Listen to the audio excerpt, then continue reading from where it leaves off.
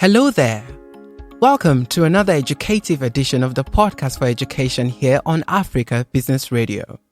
Taking us on the science subject is Miss Irene, and today she'll be treating the topic family health, nutrition. Hello learners, welcome to another fun time of learning. My name is Miss Irene. We are going to be learning about family health, nutrition in science for JSS 1 for Junior Secondary School 1. All right. And what we are going to be looking at today is we want to first try to define what nutrition is generally, and then try to look at the different classes of food, what they provide, what they do for the body, and ways that we can get them. So I hope you will have fun as we learn along. All right. The first thing we want to try to identify is what is nutrition. You have to ask yourself, what is nutrition? Nutrition is defined as the process of taking in food and converting it into energy and other vital nutrients required for life. That is what nutrition has been defined as. Nutrition is the process of taking in food and converting that food into energy and other vital nutrients required for life. Now, he said we convert the food into nutrients. What are these nutrients? Nutrients are substances which provide nutrition. All living organisms need nutrients for proper functioning and growth. Okay? All living things need nutrients for proper functioning and growth. Now, but they show divergence in how they fulfill this demand. Now, we have that all living things need food for their proper functioning and growth, but the way they obtain this nutrient are different. Even in some animals use simple inorganic compound to obtain their food, while other animals use complex compound as their source of food. The mode of nutrition varies from one species to another. Okay, different animals have different mode of nutrition. Now, still looking at nutrients. What are nutrients? And basically, we have that they are essential substances that your body need in order to grow and stay healthy. Okay, they are basic essential substances that your body needs in order to grow and stay healthy. And we have 6 main categories of nutrients. We have the carbohydrates, we have the proteins, we have the mineral, we have the vitamin, we have the fat, and then we have water. All these are the 6 categories of nutrients. So we start off with looking at carbohydrates. Now, talking about carbohydrate structure and function. Carbohydrates exist as both sugars and starch. Okay, carbohydrates exist as both sugars and starch. And the body uses carbohydrate for energy. The body majorly uses carbohydrate for energies. Plants are the major sources of carbohydrate. Plants are the major sources of carbohydrates that we eat. Okay, they are contained in most of the food that we eat. This carbohydrate are contained in most of the food that we eat, and we get them majorly from plants. We get carbohydrate majorly from plants. And some food that we have what are called simple carbohydrates. Okay, simple carbohydrate. These are sugars that are quickly digested and give us a boost of energy. All right. And we have food that have these sugars. We have orange, we have milk, we have cookies, we have candies, we have cakes, we have sweets. You know, all this, most time when we take them, we usually take them for a quick burst of energy. As children, you know, most times we are always very active, jumping around and all. And for us to replenish, probably that's why you crave a sweet or a cookie now and then, because your body needs that quick burst of energy. Then moving on, we have another type of carbohydrate which is known as complex carbohydrate. And these complex carbohydrates, they are made up of starch. Okay, starches that are composed of many sugars combined together. Now, the base element or the base unit of carbohydrate is called a sugar.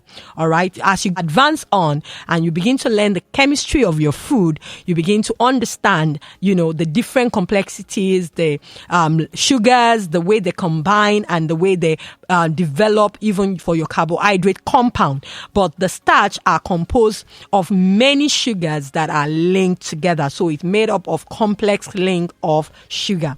And this may be the reason why they provide the body with long-term energy.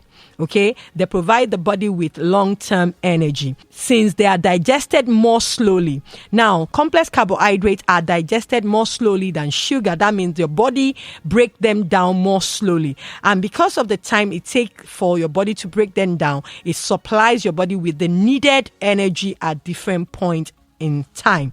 Lots of food have starch. We have a lot of examples of food that provide us with complex carbohydrates. We have rice, we have beans, we have potatoes, we have gari, cassava flakes in some part of the world. Like we mentioned earlier, that carbohydrates are majorly sourced from plant. They are majorly sourced from plant. A lot of food sources that we have out there contain carbohydrate. We have the pasta, we have the bread, we have the cereal that we take, which provide both sugars and complex carbohydrate for us. So all these are examples of food that are very, very rich in carbohydrate. And as we mentioned earlier, its main function is to provide us with energy. Its main function is to provide us with energy for the different activities that we carry out. Now, the next nutrient that we are looking at is protein. Okay, the next nutrient we are looking at is protein.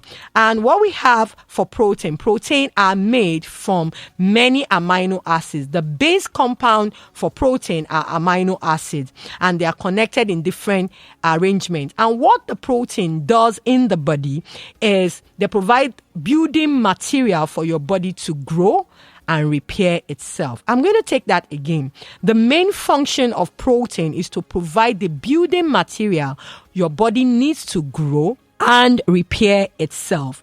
Building material your body needs to grow and repair itself. So it would be right for us to say that the protein helps your body to grow and repair itself. Now, there are different amino acids that are required by your body, and they are sourced from different food sources. Okay, they are sourced from different food sources. You have complete protein, you have incomplete protein, different food essence that give you the protein. And examples of food containing all the amino acids that are rich in protein, we have fish, we have meat, we have egg, milk, cheese. And then you also have legumes, you have nuts, you have whole grain. All these different food sources provide your body with protein. All these different food sources provide your body with protein. So as you are children that are still growing, that means you are all encouraged to eat your fish, to eat your meat, to eat your egg, milk, cheese, legumes. When we are talking about legumes, we are talking about the beans, we are talking about the groundnut, we are talking about different food, peas, all these are different legumes and nuts. You have the almond nut, you have the all the different nuts that are rich in protein. And then we also have some whole grains like wheat, that are rich in protein. Now, the next nutrient that we are looking at is fat. The next nutrient that we are considering is fat. And fat, its main function in the body is also to provide the body with energy. Okay? It's like the reservoir of energy for the body.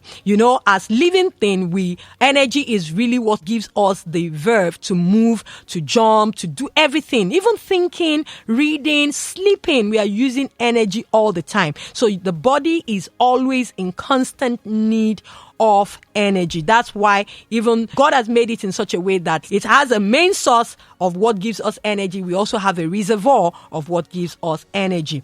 And the fat helps also to protect and cushion vital organs. Okay, fat also help. If you ever check the anatomy of the body, in some part of the body, especially some very vital organ like the heart, like the lungs, like even the intestines, very delicate organs that perform essential function like the kidneys. These organs are cushioned by some body of fat which protect them against pressure. It protects and preserves them against pressure. And also we also have that even at the joint, at our joints, point where a joint is a place where two bones meet. At the joint, we also have some fat tissue there that help cushion those organs. Another function of fat in the body is that it helps insulate our body.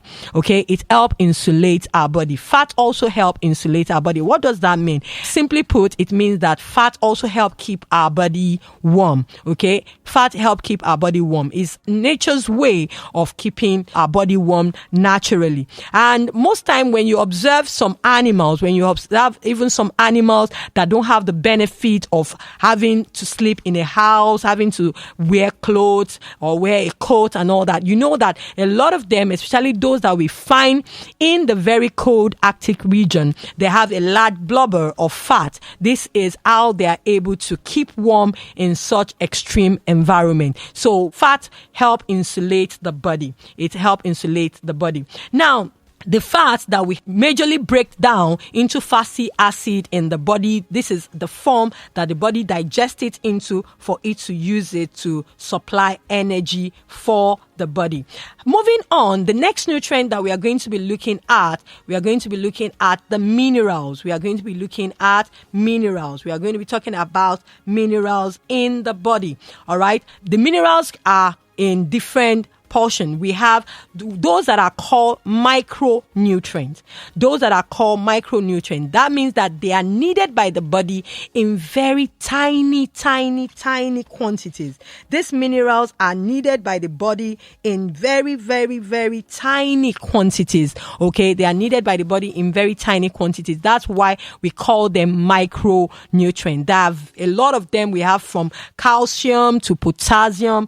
Now, these are the different nutrients that your body needs, and the body uses them for different function, from helping you build strong bones, teeth, help regulating blood clotting. All these things are what minerals do in your body. Then we also have, they are found in food like dairy. They are found in leafy and green vegetables. Then we also have what are called macronutrients. Macronutrients is talking about nutrients that are needed in much higher quantity than the micronutrient. They are needed in much larger quantity than the micronutrients. These macronutrients are needed in much larger quantities than the macronutrient. So as your body uses them, all right, the macronutrient in your body, you have water, you have sodium. Sodium is an example of macronutrient that your body needs. All right. So from there, we'll also be talking about vitamins. All right. We'll also be talking about vitamins. One thing you need to note is that minerals and vitamins are not stored in the body. I'm going to let you understand that they are not stored in the body. The body uses them almost immediately they get into the body. All right. The body uses them almost immediately they get into the body. And when they get into the body, what they help is to maintain health and proper functioning of the different organ and system in the body. These nutrients are what are responsible. That's the vitamin and the mineral. They are what are responsible for the proper functioning of the body. They are what are responsible for the proper functioning of the body. That's why mommy will always encourage you to eat your vegetables, because vegetables and fruit are rich in a lot of minerals and vitamins. Okay, and they help sustain the body. They help keep you healthy. And even during the season, one of the very strong ways you can maintain your immunity is to load up on your nutrients. Okay, to load up on your nutrients, especially your vitamins and your minerals, to load up on it. And they are found, like I mentioned, in your fruits and in your vegetables. They can be found in other food sources, but they are majorly found in them. Then the vitamins, we have two types of vitamins. We have what are called water-soluble vitamin and water-insoluble vitamin. When we say water-soluble vitamin, we mean vitamins that are not stored, vitamins that dissolve in water. Vitamins that dissolve in water. Water-insoluble vitamins are those that don't dissolve in water. Okay, those that don't dissolve in water. These are the different vitamins that the body uses. These are the different vitamins that the body uses. And we have different types of vitamin, from the common vitamin A, vitamin B, vitamin C, even vitamin D that is gotten from sunlight that helps in the development of healthy bone and teeth. Not only found in fruit and vegetable, they can be found in egg, they can be found in fish, and most of the food that we take, they are also fortified by these vitamins. They are also fortified by this vitamin. So all these are the different nutrients that the body uses. The last one that we are looking at is the one that we can't do without, and that is water. That is water. Now, water is a very, very essential vitamin because it contains minerals. It contains a lot of minerals, from hydrogen, oxygen to sodium, and even a lot of ions are found in water, and it helps keep us from being dehydrated. And it can come in different form. It can come when we take our juice with our meal, when we take the fruit with our meal. So water is very, very essential. Now, today we've learned about nutrition, and nutrition, like we said, is looking at food and what they provide for the body. One very, very key thing you need to understand is all these nutrients that are composed in your food. You need to understand that they need to be available at every meal in the right proportion. They need to be available in your meal in the right proportion. And this is what is known as balanced diet. Whenever you sit for a meal, you have to be very conscious to make available all these nutrients in their right proportion. Most of the time, your meal will be high in carbohydrate content because you need a lot of energy. In second percentage by protein. Fat should not be so much in your food. Fat should not be so much in your food. And then you should load up on your veggies and your fruits. You should load up on your veggies and your food. Even when you take a lot of veggies, the quantity of nutrients that is found in them is very, very low. That is from your calcium to your potassium to your phosphorus. Most of the time, the quantity of these nutrients in this food are very, very low. So that's why you are expected to eat a lot of it. And another nutrient that we've not mentioned is fiber. Okay, I'm going to add that to it. Fiber is a very, very important nutrient that helps our body to digest the food that we eat. Okay, fiber doesn't really store in the body, but what it does is that it helps the bowel movement. It helps the digestive tract so that the food that we take, we don't get constipated and it just doesn't store up and make us sick. So fiber is very, very required, and it's found in a wide range of the food, from the vitamin food sources to the carbohydrate food sources. So this should be composed. That's why we are encouraged, even when we eat, to always load up on fiber. Okay, to always load up on fiber. And one very key thing you should note, even as you take conscious thought of your nutrition, is to reduce the quantity of junk food.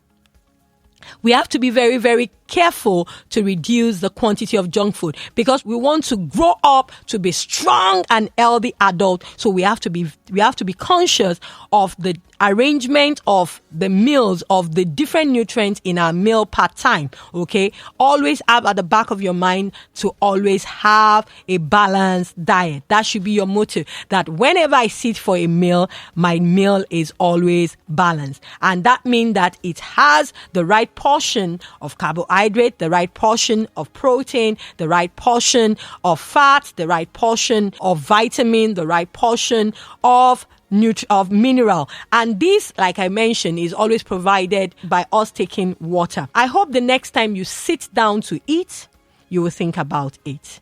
And as you think about it, let me give you some example of food that has the right portion. Now, an example, sometimes you want to eat a plate of rice. You want to eat a plate of rice. In your rice, you have a fistful portion of rice. You have a drumstick of chicken representing your protein. Now, you can have a vegetable sauce, or you can have a salad, a side dish of a salad next to you. Now, one thing you have to think is the oil that was used to prepare your chicken has made more than enough sauce for the oil that you need in your food. Then a cup of water. You can have one apple or one carrot next to you. That will provide for the vitamins and the mineral. Also, salt used in making your food will adequately provide for minerals that you need in your food. Then the salad, you have complement of the protein, you have the fat. All these together, you have a table or a meal that is balanced. You have a meal portion that is balanced. Until we meet again for another fun time of learning, that's all we'll be looking at today. Hope you've had an exciting experience of learning today. Do have a wonderful time. Bye. Thank you for listening to this episode of the Podcast for Education. Remember, for feedbacks and comments, you can reach out to us across any of our social media handles, that is on Facebook or Instagram at Africa Business Radio, Twitter at Africa Biz Radio. Listen again to this particular episode or any episode of the Podcast for Education on our podcast channel. Log on to www.africabusinessradio.com to do so. I am Onoja, saying, do not stop learning.